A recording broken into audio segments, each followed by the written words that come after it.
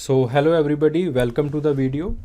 So we are going to start a new series. हम एक नई सीरीज़ जो है वो शुरू करने वाले हैं, how to prepare for anthropology. ठीक है, तो देखिए जो आपकी प्रेपरेशन होती है उसके अंदर काफ़ी सारे स्टेजेस आते हैं. ऐसा नहीं है कि आपने किताब खोली, कोई एक पर्टिकुलर सोर्स है और उस एक पर्टिकुलर सोर्स को जो है वो आपने फॉलो किया, किताब खोली और जो है वो आपकी प्रेपरेशन होगी. This is not how it works. जो आपके पास जनरल डिग्रीज़ होती हैं, जैसे आपके पास जो है वो बीएससी है, एमएससी है, एमए है. जो आपके पास यूपीएससी की प्रेपरेशन है ये काफ़ी अलग होती है इन डिग्री से.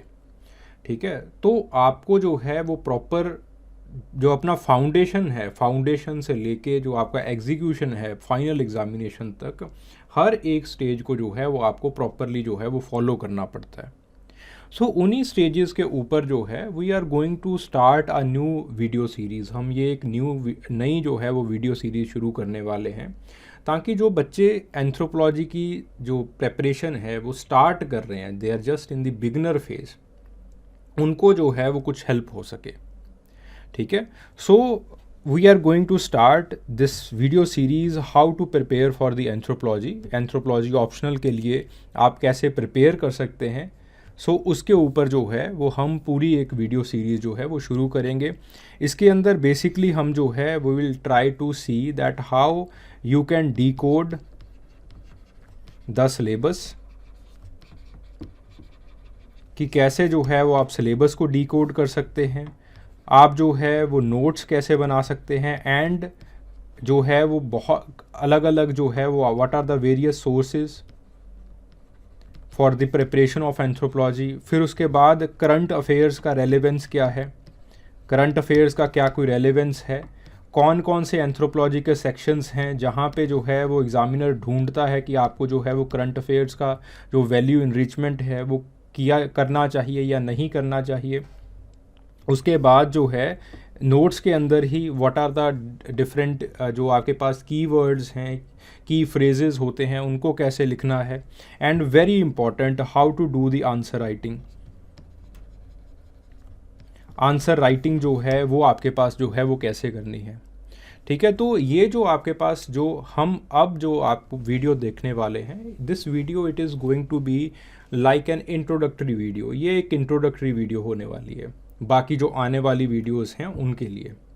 ठीक है, तो इसके अंदर बेसिकली आपको स्ट्रक्चर मिल जाएगा कि आपका जो है जो कोर्स ऑफ योर प्रेपरेशन वो किस तरह से जो है वो होना चाहिए. ठीक है, जब how should be the course of your preparation, how you should align your self, आपने जो है वो अपनी साइकी कैसे बना के रखनी है. ठीक है, तो उस तरह से जो है वो हम चीज़ों को बेसिकली जो है वो इस वीडियो सीरीज़ के अंदर जो है वो करने की कोशिश करेंगे. Something about myself. I have done BSc in computer science from DAV College, Chandigarh, Punjab University, under Punjab University. I have done MA Anthropology from Punjab University. I have qualified UGC NET examination and JRF examination. And then I have written some of the research works. You can find some of my research work at the researchgate.net. वहाँ पे जो है वो आप जो है वो मेरे कुछ रिसर्च वर्क्स को जो है वो पढ़ सकते हैं, उनको देख सकते हैं. I have done research on the agricultural problems in Punjab. आपके पास जो एनीमिया का इंसिडेंस है मालवा रीजन के अंदर, वहाँ पे जो है वो I have done certain research. तो वहाँ पे जो है वो आप जो है जो पॉलिटिकल बिहेवियर है पंजाब के अंदर, उसके ऊपर जो है वहाँ पे जो है वो मेरे कुछ काम जो है वो आपको मिल सकते हैं. ठीक है, दिस इज़ अबाउट मी. अगर आप यूपीएससी की जर्नी की बात करें, I have given 2 mains examination. मैंने जो है वो 2 मेंस एग्जामिनेशन दिए हैं. ठीक है, let's see about the stages of preparation, कि आपके पास जो है स्टेजेस ऑफ प्रिपरेशन जो है किस तरह से जो है वो आपको प्रिपेयर करना चाहिए. जो देखिए, it is not something which is well established out there. कोई ऐसा नहीं है कि कुछ बहुत ही बड़ी चीज़ जो है वो आपके पास जो है वो कुछ वेल इस्टेब्लिश्ड जो चीज़ें होंगी, ऐसा जो है वो कुछ नहीं है. ये स्टेजेस जो है वो मैंने अलग अलग एस्पिरेंट्स को देखा है प्रिपेयर करते हुए, मैंने भी प्रिपेयर किया है, मैंने भी कुछ गलतियां की हैं, उन गलतियों से सीखा है. प्रिपरेशन के दौरान क्या गलतियां एस्पिरेंट्स करते हैं उनको जो है वो एनालाइज़ किया है, और कुछ मैंने जो है वो फॉर्म बनाया है। फॉर्म मतलब कुछ जो है वो मैंने एक आइडियल स्ट्रक्चर बनाया है कि कैसे जो है वो आपको प्रिपेयर करना चाहिए। तो उसके लिए I have devised these 3 stages. तो 3 स्टेजेस को मैंने जो है वो उसके लिए डिवाइस किया है। पहली स्टेज है आपकी स्टेज कंसेप्चुअल क्लैरिटी की। इसको मैं जनरली कहता हूँ that this is the stage of enjoyment. ये जो है वो आपके पास इंजॉयमेंट का स्टेज है। इंजॉयमेंट का स्टेज क्यों है? क्योंकि यहाँ पे जनरली जो है वो लोड सबसे कम होता है एस्पिरेंट के ऊपर। यहाँ पे लोड सबसे कम होता है और सबसे कम होना भी चाहिए, ठीक है। एस्पिरेंट को जो है वो generally aspirant should try to enjoy the discipline as much as possible, ठीक है। आप जो है वो बेसिक चीज़ों को पढ़िए, बेसिक चीज़ों को एंजॉय कीजिए, उसके अंदर इंटरेस्ट जो है वो क्रिएट कीजिए, ठीक है। आप जितना जो है वो पहली स्टेज के अंदर आप जितना जो है वो एक पर्टिकुलर डिसिप्लिन को, एक पर्टिकुलर सब्जेक्ट को एंजॉय करने वाले हैं, उतना ही जो है वो अगली स्टेजेस आपके लिए जो है वो बेहतर होंगी। अगली स्टेजेस उतना ही जो है वो आपको जो है वो एक रिज़ल्ट जो है वो ला के देंगी, ठीक है। सो बेसिकली इसके अंदर पहली स्टेज के अंदर जो सबसे इम्पॉर्टेंट चीज़ होती है वो ये देखना होता है दैट व्हाट इज़ एंथ्रोपोलॉजी।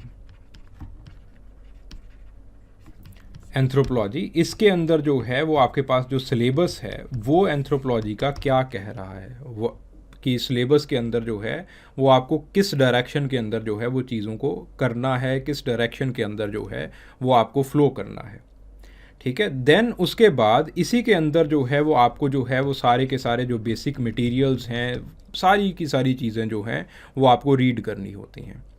फिर आपके पास जो दूसरी स्टेज आती है, this stage it is known as the stage of diversification. इस स्टेज के अंदर the concepts that you have already developed, इन कंसेप्ट्स को और पुख्ता करने की आप कोशिश करते हो। इस फाउंडेशन को जो है वो आप और मजबूत करने की कोशिश करते हो, ठीक है। कंसेप्चुअल क्लैरिटी के अंदर जो है वो और बढ़िया चीज़ हो जाती है अगर आपके पास जो है वो कोई मेंटर होता है। This mentor it could be someone who is in the coaching industry के अंदर है, वो भी मेंटर बन सकता है। कोई आपका जो है वो कोई सीनियर है, वो भी जो है वो आपका मेंटर बन सकता है। सो कंसेप्चुअल क्लैरिटी के अंदर बेसिकली जो है वो आपको चीज़ों को एंजॉय करना है, ठीक है। जो किताबों को जो है वो आपको पढ़ना है, चीज़ों को गैदर करना है, बेसिकली आपको जो है वो इंसाइट्स डेवलप करने हैं एक कंसेप्ट्स के अंदर, ठीक है। देन आपके पास जो है डाइवर्सिफिकेशन। कंसेप्ट्स क्या हैं, ये सिलेबस का जब हम डीकोड वीडियो डालेंगे तो उसके अंदर साफ साफ जो है वो कंसेप्ट्स आपको जो है वो नज़र आ जाएंगे। देन आपको जो है वो डाइवर्सिफिकेशन करना है। डाइवर्सिफिकेशन के अंदर क्या होता है कि बेसिकली आप जो है जैसे for example the concept is westernization और द संस्कृताइजेशन। जो कंसेप्ट है वो आपके पास संस्कृताइजेशन का कंसेप्ट है, ठीक है, या फिर वेस्टर्नाइजेशन का कंसेप्ट है या अर्बनाइजेशन का कंसेप्ट है। कोई भी एक कंसेप्ट ले लिया आपने। कंसेप्चुअल क्लैरिटी के अंदर लेट से संस्कृताइजेशन का कंसेप्ट है, आप सिर्फ एक ऑथर के पर्सपेक्टिव से पढ़ोगे, एम.एन. श्रीनिवास के पर्सपेक्टिव से। जब आप डाइवर्सिफिकेशन करते हैं तब आपके पास सबसे अहम चीज़ आती है जिसके अंदर आपने संस्कृताइजेशन का जो क्रिटिकल एनालिसिस है संस्कृताइजेशन का, वो आपको जो है वो करके दिखाना होता है। दैट संस्कृताइजेशन जो है वो किस तरह से जो है वो अलग अलग ऑथर्स के पर्सपेक्टिव से जो है वो डिफरेंशिएट करता है। तो इसके अंदर जो है वो एस.सी. दुबे के बारे में भी जो है वो आप पढ़ेंगे कि एस.सी. दुबे ने जो है संस्कृताइजेशन को किस तरह से जो है वो उन्होंने क्रिटिसाइज़ किया है। फिर उसके बाद जो है वो आप योगेंद्र सिंह जो है वो आपके पास जो किस तरह से मॉडर्नाइजेशन और संस्कृताइजेशन को जो है वो दोनों को जो है वो कंपेयर करते हैं, ठीक है। तो इस तरह से आगे और लोगों के बारे में जो है वो पढ़ते जाएंगे। इसको हम कहते हैं this is the stage of the diversification. Stage of diversification के अंदर please have the guidance of your mentor. अपने मेंटर की गाइडेंस के अंदर रहिएगा और अलग अलग जो आपके पास पेपर्स हैं, जैसे आपके पास जो शोध गंगा के ऊपर पेपर्स मिल जाते हैं, ठीक है, आपके पास जो है वो ईपीजी पाठशाला के ऊपर जो है वो कुछ कंटेंट जो है वो मिल जाता है। वहाँ पे जो है वो कंटेंट के there are 2 pages of content. EPG Pathshala के ऊपर 2 पेजेस का कंटेंट होता है, 2 पीडीएफ फाइल जो है वो डाउनलोड होती हैं। एक पीडीएफ फाइल के अंदर जो बेसिक कंटेंट दिया जाता है, दूसरा पीडीएफ फाइल अगेन डाइवर्सिफिकेशन का होता है, जिसके अंदर उन्होंने सोर्सेज दे रखे होते हैं कि कौन कौन से सोर्सेज हैं जो कि इस पर्टिकुलर सब्जेक्ट के ऊपर जो है वो लिखे गए हैं। अगर आप जो है वो शोध गंगा की बात करो, तो शोध गंगा के नीचे भी जब कोई भी आप रिसर्च पेपर पढ़ोगे तो रिसर्च पेपर के नीचे जो है वो रेफरेंसेस लिखे होंगे। So those references they are for the diversification. वो आपके फाउंडेशन को और पुख्ता बनाएगा, ठीक है। सो द नेक्स्ट स्टेज जो होती है वो होती है डाइवर्सिफिकेशन की स्टेज। अगर आप जो है वो मेरे नोट्स भी पढ़ोगे, जो मैं जनरली अपने फाउंडेशन कोर्स के अंदर जो है वो नोट्स देता हूँ, उसके अंदर भी 2 पार्ट्स के अंदर जो है वो नोट्स को आप इजीली डिवाइड कर सकते हो। पहले नोट्स जिसके अंदर जनरल जो है वो चीज़ों के बारे में लिखा हुआ है, फिर एक सेक्शन बनाया जाता है क्रिटिकल एनालिसिस, खास करके जो पेपर 2 है उसके अंदर, ठीक है। जैसे फॉर एग्जांपल आप सेक्रेड कम्प्लेक्स पढ़ोगे, सेक्रेड कम्प्लेक्स के अंदर जो पूरा का पूरा कंसेप्ट है that is from the perspective of LP विद्यार्थी। वो मैंने पूरा का पूरा जो है वो एलपी विद्यार्थी का जो है वो कंसेप्ट वो दिया है। फिर उसके बाद अलग अलग लोगों ने सेक्रेड कम्प्लेक्स की रीस्टडीज़ कैसे किया है, जैसे आपके पास BN सरस्वती ने क्या जो है वो आपके पास स्टडी की है, ठीक है, गया ने क्या स्टडी किया, एक्सेट्रा एक्सेट्रा। तो इस तरह से जो है वो आपके पास अलग अलग लोगों का जो है वो पर्सपेक्टिव उसके रिगार्डिंग जो है वो बताया गया है, ठीक है। सो जो दूसरी स्टेज है ये बहुत अहम स्टेज है। बच्चे इस स्टेज को जनरली जो है वो भूल जाते हैं, द स्टेज ऑफ डाइवर्सिफिकेशन। अपनी जो आपके पास सोर्सेज हैं उनको और डाइवर्सिफाई कीजिए। और डाइवर्सिफिकेशन कैसे होगी? With the concept of majorly 2 websites, शोध गंगा और आपके पास जो है वो ईपीजी पाठशाला। ईपीजी पाठशाला पे जो दूसरा आपके पास सोर्सेज वाला जो है वो एक जो पर्चा आएगा, उससे जो है वो आपकी डाइवर्सिफिकेशन होगी, ठीक है। इस जो ये वाली जो स्टेज है इसके अंदर कुछ लोग तो जो है वो आपके पास एंजॉय करते हैं, इस स्टेज को भी एंजॉय करते हैं। कुछ लोग जो है वो इस स्टेज के अंदर जो है वो बोर हो जाते हैं कि ये जो है वो क्या मत्तापची हो रही है, कि कहाँ कहाँ पे हमें भागना पड़ रहा है, एक्सेट्रा एक्सेट्रा, ठीक है। This second stage, it is the stage of the diversification, बहुत इंपॉर्टेंट स्टेज है। तो आपके पास पहली स्टेज के अंदर जो है, जो अगर मैं बहुत हाइपोथेटिकली मानूं तो आपके पास 230 नंबर के करीब जो है वो आप पहली स्टेज के ऊपर और आंसर राइटिंग के ऊपर, आंसर राइटिंग इसी से करके जो है वो आप खींच सकते हो। फिर उसके बाद जो 290 तक ये जो पूरी आपकी गाड़ी है वो आपके पास जो है वो दूसरी स्टेज जो है वो लेके जाती है। फिर तीसरी स्टेज है the stage of execution. Stage of execution तभी पॉसिबल है अगर एफिशिएंटली पहली 2 स्टेजेस जो है वो की गई हैं। स्टेज ऑफ एग्जीक्यूशन के अंदर बेसिकली आप क्या करते हैं, आप आंसर राइटिंग करते हैं, ठीक है। You generally do the answer writing, आप जो है वो आंसर राइटिंग करते हो। आंसर राइटिंग के अंदर जो है वो कैसे क्या किया जाता है कि आप जो है वो जैसे डेली आंसर राइटिंग करो।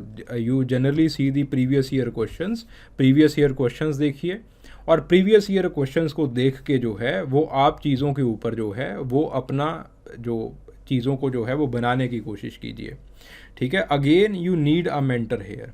कोई भी जो है जो आपका सीनियर है, जो आपका जो है जहाँ पे आपको जो है वो लग रहा है कि ही और she can do the work, ठीक है, उनको जो है वो आप अपने आंसर्स लिख के जो है वो दिखाइए। तो आंसर्स के अंदर 2 सबसे अहम चीज़ें होती हैं, एक होती है आपके पास स्ट्रक्चर और दूसरा होता है आपके पास कंटेंट। कंटेंट पहली 2 स्टेजेस से आता है, स्टेज फर्स्ट और स्टेज सेकंड। जो यहाँ पे जो बेसिक काम किया जाता है वो किया जाता है स्ट्रक्चर के ऊपर, कि किस तरह से जो है वो इंट्रोडक्शन लिखना है, फिर उसके बाद कैसे जो है वो बॉडी और इंट्रोडक्शन के बीच में कनेक्शन बनाना है, कंक्लूजन के अंदर जो स्टैंड है वो किस तरह से लेना है, ठीक है, कंक्लूजन किस एंगल के ऊपर करना है, जो इंट्रोडक्शन है उनके अंदर जो है वो किन एंथ्रोपोलॉजिस्ट के नाम डालने हैं, कैसे डालने हैं, जो पहली लाइन है वो किस तरह से जो है वो आपको जो है वो समराइज करनी है, etcetera etcetera. There are certain technicalities जो कि इसके अंदर आती हैं। ठीक है, again the third stage it is very very important, बहुत इंपॉर्टेंट है तीसरी स्टेज। तो इस तरह से ये जो तीनों स्टेजेस हैं ये आपके पास जो है वो बहुत ज़्यादा इंपॉर्टेंट हो जाती हैं। ठीक है, सो इन द फर्स्ट स्टेज आपके पास जो है, आपके पास पहली स्टेज के अंदर ये आ जाता है that you should know the syllabus well. आपको अपने सिलेबस के बारे में पता होना चाहिए। इसी के ऊपर जो है वो हम डी कोडिंग एंथ्रोपोलॉजी सिलेबस, ये जो वीडियो है ये हम बनाएंगे, जिसके अंदर सिलेबस का एक एक टॉपिक लिया जाएगा और उस टॉपिक को किस तरह से पढ़ना है आपने उसको जो है वो समझाया जाएगा, यानी कि उस टॉपिक को क्यों डाला गया है। फॉर एग्ज़ाम्पल जैसे आपके पास जो है वो जेनेटिक मार्कर के अंदर जीएम जो है वो डाला गया है। अब जीएम का मतलब ये नहीं है कि आपने जो है वो इम्यूनिटी सिस्टम को पढ़ने बैठ जाना है। जीएम को एज अ जेनेटिक मार्कर वहाँ पे लिखा गया है, तो जीएम की फ्रीक्वेंसी देखनी है, जो आपके पास अलील्स की फ्रीक्वेंसी है वो इसके अंदर देखनी है। ठीक है, तो इस तरह से कुछ ऐसे टॉपिक्स हैं जिनको एक पर्टिकुलर पॉइंट ऑफ व्यू से डाला गया है, तो उसको उसी पॉइंट ऑफ व्यू से जो है वो आपको पढ़ना है। मैरिज को एक पर्टिकुलर पॉइंट ऑफ व्यू से डाला गया है, किनशिप को एक पर्टिकुलर पॉइंट ऑफ व्यू से डाला गया है। जो आपके पास पूरा किनशिप चैप्टर है वो 2 पार्ट्स के अंदर आप डिवाइड कर सकते हैं। सवाल भी वैसे ही पूछे जाते हैं, एक है from the perspective of the descent theorists, दूसरा है from the perspective of the alliance theorists. So there is this part of the knowing the syllabus. You should properly have the insights on the syllabus. syllabus के ऊपर, topics के ऊपर अच्छी खासी पकड़ होनी चाहिए आपकी। देन दूसरी चीज़ है that is the target source. ठीक है, आपको जो है वो अपने टारगेट सोर्सेज के बारे में जो है वो अच्छी तरह से पता होना चाहिए। That what are the target sources, खास करके जो पहली स्टेज है उसके अंदर आपको टारगेट सोर्सेज के बारे में अच्छे से नॉलेज होनी चाहिए कि कौन कौन सी किताबों को जो है वो पढ़ना है। ऐसा नहीं होना चाहिए, मेरे पास बहुत सारी ऐसी कॉल्स आती हैं, सर वो भी किताब पढ़ रखी है, वो भी किताब पढ़ रखी है, वो भी किताब पढ़ रखी है, वो भी पढ़ रखी है। फिर उसके बाद मैं कहता हूँ कि इतना समय कैसे मिल गया आपको किताब पढ़ने का, तो वो आधी आधी सब पढ़ लीजिए। ठीक है, या फिर एक एक रीडिंग ले लीजिए, एक रीडिंग एम्बर एंड एम्बर की ले ली, एक रीडिंग इसकी ले ली, एक रीडिंग इसकी ले ली, एक रीडिंग इसकी ले ली। इस तरह से जो है वो काफ़ी सारी किताबें पढ़ दी, लेकिन जो है वो याद कुछ भी नहीं। तो आपको टारगेट सोर्सेज जो है वो पता होने चाहिए। टारगेट सोर्सेज के पता होने से जो सबसे बड़ी चीज़ होती है, जो सबसे अहम चीज़ होती है आपके पास, वो ये होती है कि आपको जो है वो आप लिमिट कर सकते हो अपने आप को। आपको जो है वो रिवीजन का टाइम मिल जाता है। ठीक है, रिवीजन का जितना टाइम मिलेगा, जितनी रिवीजन करोगे, you would be able to read between the lines. बहुत इंपॉर्टेंट चीज़ है ये। आप चीज़ों का क्रक्स निकाल पाओगे, आप चीज़ों के जो लाइंस के जो बिटवीन पढ़ने की जो एक क्षमता है वो आप जो है वो डेवलप कर पाओगे। मोस्टली बच्चे जो है वो रट्टा लगाते हैं। ठीक है, वो क्रक्स नहीं निकाल पाते कि जो है वो आपके पास क्या लिखा गया है। Then the third stage it is making your own notes. आप अपने नोट्स बनाइए, जो क्रक्स आपने जो है वो निकाला है टारगेट सोर्स से, बार बार रिवाइज करके उस क्रक्स को लिखिए। और आपके पास जो कीवर्ड्स हैं उनको लिखिए। आप इसी चैनल के ऊपर मेरी बाकी वीडियोस देखिए जिसके अंदर मैंने प्रीवियस ईयर क्वेश्चंस करवाए हैं। तो प्रीवियस ईयर क्वेश्चंस के अंदर मैं जनरली कुछ कीवर्ड्स को या तो स्क्वायर के अंदर, सर्कल के अंदर, या फिर आपके पास अंडरलाइन कर देता हूँ। वो होते हैं कीवर्ड्स। उन कीवर्ड्स को ज्यों के त्यों जो है वो आपके पास आंसर में लिखना होता है आपको। जब तक आप वो कीवर्ड्स नहीं लिखोगे, जब तक आप एक पर्टिकुलर डिसिप्लिन का जो वोकैब है वो नहीं बनाते, तब तक जो है वो एग्जामिनर आपको नंबर नहीं देता। बहुत सिंपल है। तो आपके नोट्स बने होने चाहिए, आपके नोट्स के अंदर आपका जो है वो क्रक्स होना चाहिए, और उसके साथ साथ जो कीवर्ड्स हैं वो भी होने चाहिए। तब जाके जो है वो पहली स्टेज आपकी जो है वो मुकम्मल होती है। फिर आपके पास दूसरी स्टेज आती है जिसके अंदर जो है वो आप अपने सोर्सेज से आगे बढ़ते हो, थोड़ा सा एक कदम जो है वो आगे रखते हो। सो रीड फ्रॉम ईपीजी पाठशाला एंड शोध गंगा। शोध गंगा और ईपीजी पाठशाला से जो है वो पढ़िए, और ख़ास करके जो बच्चे ज़्यादातर मिस कर देते हैं, रेफरेंस जो है, जो आपके पास रेफरेंसेस दिए जाते हैं या फिर आपके पास जो सोर्सेज हैं जो लिखे जाते हैं, उन सोर्सेज को प्रॉपरली देखिए, उन सोर्सेज को पढ़िए, उन सोर्सेज के क्रक्स को पढ़िए। इंटरनेट पे जो है वो चीज़ों को आप अगर देखोगे, अगर आप इंटरनेट पे जो है वो चीज़ों को देखने की कोशिश करोगे, there will be ample amount of material, बहुत मटेरियल मिल जाएगा और बहुत ज़बरदस्त मटेरियल मिल जाएगा। ठीक है, so go for these two websites, EPG Pathshala और शोध गंगा के लिए जो है वो जाइए। यहाँ पे रेफरेंसेस देखिए, सोर्सेज देखिए कि उन्होंने अगर लिखा है तो कौन कौन से सोर्सेज से लिखा है, कहाँ से लिया है इन्होंने, रेफरेंस कहाँ से लिया है। अगर कोई रिसर्चर रिसर्च पेपर लिख रहा है तो उसका रेफरेंसेस क्या है। These things are immensely important, बहुत इंपॉर्टेंट होती हैं ये चीज़ें। देन उसके बाद 3 इंपॉर्टेंट चीज़ें जो हैं वो और आती हैं, लिंक विद दी करंट। जो आपके पास करंट है, कुछ आपके पास जैसे ट्राइबल्स हैं, ठीक है, जैसे आपके पास कुछ इंडियन आर्कियोलॉजी, वेस्टर्नाइजेशन वगैरह का आपके पास जो है वो सेक्शन आ जाता है। पेपर फर्स्ट के अंदर जो है वो आपके पास जो है वो कुछ सेक्शन आ जाता है, डेमोग्राफी का सेक्शन आ जाता है। ठीक है, ऐसा कुछ आपके पास पेपर फर्स्ट के अंदर सेक्शन है, पेपर सेकंड के अंदर सेक्शन है। तो उसके अंदर जो है वो आपको थोड़ा सा जो है वो चीज़ों को ध्यान रखना पड़ता है। You have to link with the current developments. एक तो है कि मेरा ही चैनल है एंथ्रोपोलॉजी केस स्टडीज़, उसके अंदर जो है जो भी आपके पास रेलेवेंट चीज़ें हैं वो जो है वो डाल दी जाया करेंगी।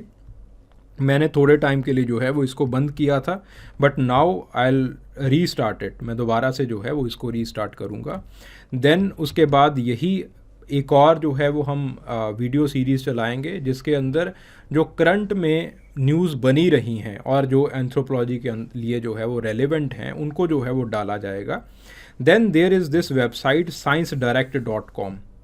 ठीक है, इस जो है वो URL के ऊपर जाइए, उसका सेक्शन है एक एंथ्रोपोलॉजी का, एक डेडिकेटेड सेक्शन है। ठीक है, आप इसको भी जो है वो पढ़ सकते हैं इफ़ यू हैव टाइम। ठीक है, एंथ्रोपोलॉजी देखो बहुत वाइड है। एंथ्रोपोलॉजी का जो एक ओरिजिन है ये कोई UPSC एस्पिरेंट के लिए नहीं हुआ। एंथ्रोपोलॉजी का जो एक ओरिजिन है वो आपके पास जो है वो इट इज़ बहुत वाइड है, और एंथ्रोपोलॉजी का जो स्कोप है UPSC के अंदर तो सिर्फ आप जो है वो टिप ऑफ आइसबर्ग देखते हो। Anthropology it's a very wide discipline, बहुत बड़ा डिसिप्लिन है ये। तो होता क्या है कि आपके पास जब आप जो है वो यहाँ पे जाओगे, there will be many irrelevant topics, बहुत सारे इररेलिवेंट टॉपिक्स होंगे। तो ये पहली स्टेज के ऊपर डिपेंड करेगा कि आप कैसे यहाँ से टॉपिक पिक करते हो। ठीक है, and you should have mentor. कुछ आपके पास मेंटर जो है वो कोई ना कोई होना चाहिए, कोई बड़ा व्यक्ति आपके पास जो है वो होना चाहिए जो कि ये बता सके कि रेलिवेंट क्या है और इररेलिवेंट क्या है। ठीक है, जनरली जो आपके पास रेलेवेंट स्टफ़ है, आई विल ट्राई कि मैं जो है वो एंथ्रोशाला के ऊपर ही जो है वो सारा जो है जो भी मटेरियल है वो आपको जो है वो अवेलेबल कर दूँ, आप यहाँ से ही जो है वो सारी चीज़ें देख सको। ठीक है, देन उसके बाद जो है अगली स्टेज के अंदर पहली जो आपके पास स्टेप है that is solving the previous year और पास्ट ईयर क्वेश्चंस। जो पास्ट ईयर क्वेश्चंस हैं या फिर प्रीवियस ईयर क्वेश्चंस हैं उनको सॉल्व कीजिए, सॉल्व करके जो है वो किसी व्यक्ति को जो है वो दिखाइए।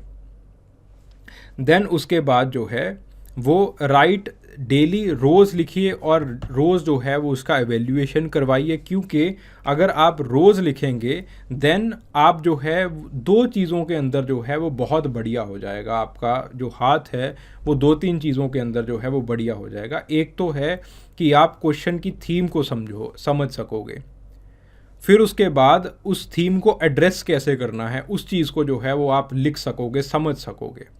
फिर उसके बाद जो तीसरी चीज़ है, आपको प्रेजेंट कैसे करना है, आंसर को स्ट्रक्चर कैसे करना है, उस चीज़ को जो है वो आप समझ सकोगे। ठीक है, सो एड्रेस कैसे करना है डिमांड ऑफ क्वेश्चन, स्ट्रक्चर कैसे करना है कंटेंट को, इन चीज़ों को जो है वो आप समझ सकोगे। ठीक है, सो बेसिकली ये जो है ये आपके पास तीसरा स्टेज होता है, द स्टेज ऑफ एग्जीक्यूशन। ठीक है, तो यहाँ पे जितने भी हमने स्टेप्स किए हैं, आई ट्राई कि हर एक के ऊपर जो है वो आपको वीडियो कंटेंट दिया जा सके और आपको जो है वो अच्छे से गाइड किया जा सके कि कैसे जो है वो चीज़ों को करना है। बेसिकली गाइडेंस ही होती है जो कि आपको जो है सिलेक्शन तक जो है वो लेके जाएगी। ठीक है, कई लोग जो है वो जल्दी समझ जाते हैं, जल्दी सिलेक्शन मिल जाता है। कई लोग जो है वो थोड़ा सा टाइम लेते हैं, थोड़े से टाइम से जो है वो उनको सिलेक्शन मिलता है। So it's all about the whole game, it's about all about the guidance and perseverance. Guidance और परसिवरेंस का गेम है ये सारा का सारा जो है, जितना मैंने समझा है इसको, ये गाइडेंस का और आपके पास जो कितना देर आप रेस के अंदर बने रहते हो उसका जो है वो ये पूरा का पूरा जो है वो इम्तिहान है, पूरा का पूरा जो है वो गेम है। ठीक है, so these are the 3 stages. तो आई होप आपको एक जो है वो हल्का सा ब्लूप्रिंट जो है वो मिल गया होगा कि जो है वो आपको चीज़ों को किस तरह से बनाना है, किस तरह से जो है वो आपको करना है चीज़ों को। ठीक है, so from this blueprint we will start one by one. हम एक एक चीज़ को पकड़ेंगे, पहले सिलेबस को पकड़ेंगे, सिलेबस को कैसे किया जाना चाहिए उसको प्रॉपरली एड्रेस करेंगे। फिर उसके बाद जो है वो सोर्सेज को देखा जाएगा कि बिगिनर्स के लिए सोर्सेज कौन से अच्छे हैं, उन सोर्सेज को किस तरह से पढ़ना है। फिर उसके बाद जो है वो वहाँ से नोट्स कैसे बनाने हैं। फिर उसके बाद जो है वो आगे चल के किस तरह से जो है वो आपके नोट्स को और इनरिच, वैल्यू ऐड कैसे करना है उसके अंदर। ठीक है, करंट अफेयर्स की सीरीज़ तो जो है वो साथ के साथ आई विल ट्राई कि जितना जो है वो ज़्यादा उसके अंदर जो है चीज़ों को रखा जा सके, जितना ज़्यादा आपको प्रोवाइड किया जा सके उतना जो है वो हम करें उसको। सो आपके पास जो साथ के साथ जो है उन चीज़ों को जो है वो लिखा जाएगा। ओके, सो ये सारी चीज़ें जो है वो आपको जो है वो यहाँ पे मुहैया जो है वो होती रहेंगी। ठीक है, चलिए, आई होप दिस लेक्चर और this video it was worth watching for you. आपने कुछ सीखा होगा इसके अंदर। Thank you very much.